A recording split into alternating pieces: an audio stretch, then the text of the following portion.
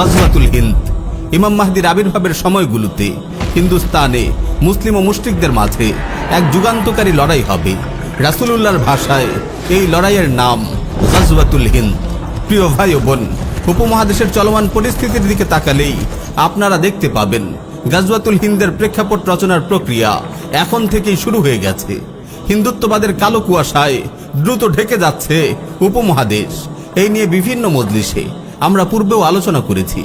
পরিবর্তিত পরিস্থিতির সঙ্গে সঙ্গতি রেখে আমরা সামনেও আলোচনার ধারা অব্যাহত রাখব ইনশাআল্লাহ। গাজওয়াতুল হিন্দ রাসূলুল্লাহর প্রতিশ্রুত এক মুবারক জিহাদ, যে জিহাদে অংশগ্রহণ করার জন্য স্বয়ং সাহাবায়ে কেরামও লালায়িত ছিলেন।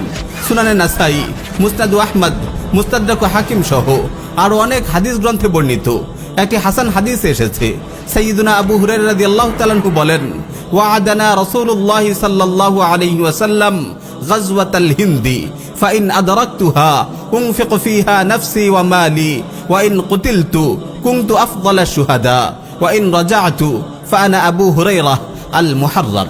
রাসূল সাল্লাল্লাহু আলাইহি ওয়াসাল্লাম আমাদেরকে গাজওয়াতুল হিন্দের প্রতিশ্রুতি দিয়েছেন, আমি যদি সেই জিহাদ পেয়ে যাই তাহলে আমি আমার জান মাল সবকিছু তাতে কুরবান করব। এতে যদি শাহাদাত বরণ করি তাহলে আমি হব শ্রেষ্ঠ শহীদ, আর যদি গাজী হয়ে ফিরে আসি তাহলে আমি হব জাহান্নামের আগুন থেকে মুক্তিপ্রাপ্ত আবু হুরায়রা। প্রিয় ভাই ও বোন, মোবারক এই জিহাদে অনেক রক্তক্ষয়ী ও সর্বগ্রাসী লড়াই হবে। আল্লাহর ইচ্ছায় অবশেষে মুসলিমদেরই বিজয় হবে।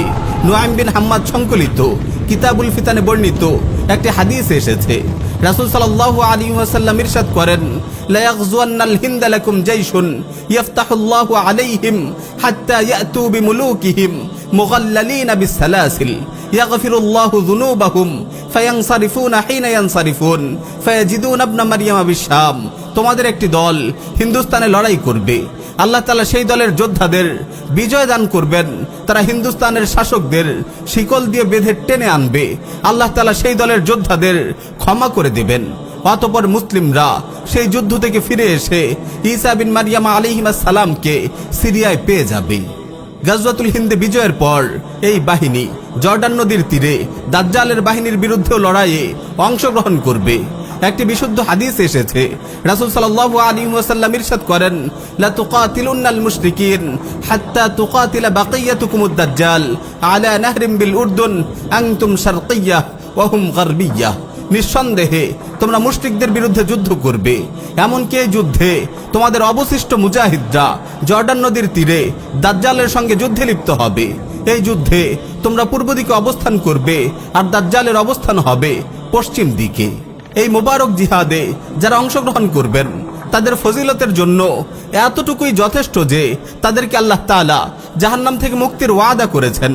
সুনানে নাসাই, মুসনাদ আহমদ সহ আর অনেক হাদিস গ্রন্থে এসেছে, রাসূল সাল্লাল্লাহু আলাইহি ওয়াসাল্লাম ইরশাদ করেন, ইসাবাতান মিন উম্মতি আহরাজাহুমুল্লাহু মিনান নার, ইসাবাতুন তাগজুল হিন্দা ওয়া ইসাবাতুন তাকুনু মা ঈসা ইবনে মারইয়াম। আমার উম্মতের মধ্য হতে দুটি দলকে আল্লাহ তাআলা জাহান্নাম থেকে মুক্তি দিয়েছেন। একটি দল যারা হিন্দুস্তানের যুদ্ধে শরীক হবে, আর দ্বিতীয় আরেকটি দল যারা ঈসা ইবনে মারইয়াম আলাইহিস সালামের সঙ্গে মিলে যুদ্ধ করবে। প্রিয় ভাই ও বোন, আজ কথা অনেক দীর্ঘ হয়ে গেল।